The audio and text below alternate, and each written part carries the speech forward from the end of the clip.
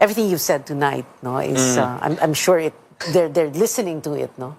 I hope so. I mean, stop shooting the messenger. That's the first thing I'm going to say all the time. Like, you know, all those volunteers who came out, young people, all the love and passion they put to it, they deserve good leadership. Whether inside government, outside the government, you have to honor that, right? They deserve it. So I think denialism is not the best way forward. Bashing people right and left, blaming voters, I'm not sure that's the way forward in a democracy. I think democracy is about building the biggest coalition possible. It's a game of addition, not necessarily selling your soul in the process, but you have to compromise. Yeah. You know, Hillary Clinton, not necessarily the most successful politician in recent years, she said something that stuck with me. She said, you meet the voters where they are. You don't expect them to come to your side or impose your will. I think that this is someone who lost a very bitter fight in 2016. I think she learned her lesson. She's even a novelist now, apparently. I want to say something, but I'm not going to say it. We might meet each other at some point. I'll keep it there. Okay. But you see, she learned it bitterly. But she said, you have to meet the voters where they are. I think that's what Biden did. I think that's what Macron did.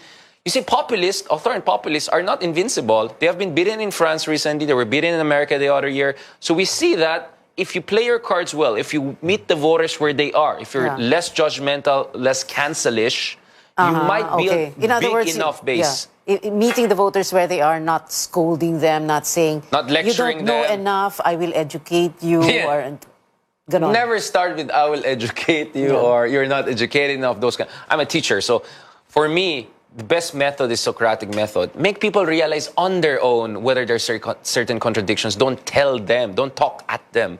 Talk with them. Have that kind of dialogue. Even with my baluktot Tagalog and my semi-okay Ilocano, I try to always reach out to people of all socioeconomic classes. And I realize, even if we may not share ideas, if you give them the basic respect, if you're not giving them this kind of elitist, aloof aura, you can go a long way. You can go a long way. And it's the culture of dialogue that we have to build in this country, democratic dialogue. Hindi pa tapos ang demokrasya natin. I mean, there's still tomorrow. Philippines will be around, God willing, for centuries to come, for thousands of years and all. So I hope people will not anchor their faith in democracy by the result of one election or two.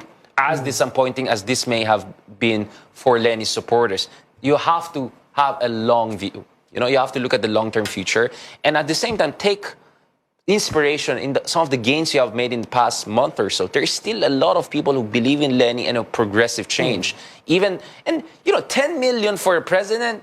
I mean, Leni's going to get more votes than Maro has, at least, right? I mean, no, I mean, I'm not meaning it as an insult to anyone. I'm just saying that means... Statement of fact. That means she's still maybe doing something better than the previous prospective leader of the opposition, right? So let's see where this is going to go. I think it's really important that adults in the room do their job, send the right signal, mobilize the right people, and give the leadership that volunteers deserve. Volunteers on all sides. East Coast volunteers, Marcos volunteers. I've seen volunteers from all sides, and a lot of them are passionate. Hindi ito mga bayaran. Passionate sila. They believe in their cause. It's civic activism. Something I'm very glad about. My millennial generation, sometimes not so exciting, but a lot of Gen Z I'm seeing they're having the civic activism. We need that in a democracy because democracy is about social capital and trust. Now, I'm sounding now like a politician giving a speech, but I am doing my best, guys. But you are saying, what you're saying here is, you know, for the volunteers of the candidates that lost, you know, this is not the end of it. Continue to engage, continue to engage, continue to be involved, you know, speak, etc. Right? Yeah. I mean, lastly, Pia, I don't know, how many months old is the Pink movement? It started October, right? It's not even a year old, right? So imagine the potential of this movement if, with the right strategy, with the right leadership, with faith in democracy, fighting the good fight, keeping the faith, if those elements stay there, they could be a force to reckon with. Maybe they didn't do as well this election cycle, but there's election in 3 years from now, 6 years from now. We shift to parliamentary democracy.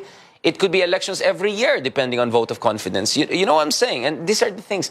I think we really need to do some of our assignments, and we are not doing it. And this is not only about the opposition, it's about the whole system.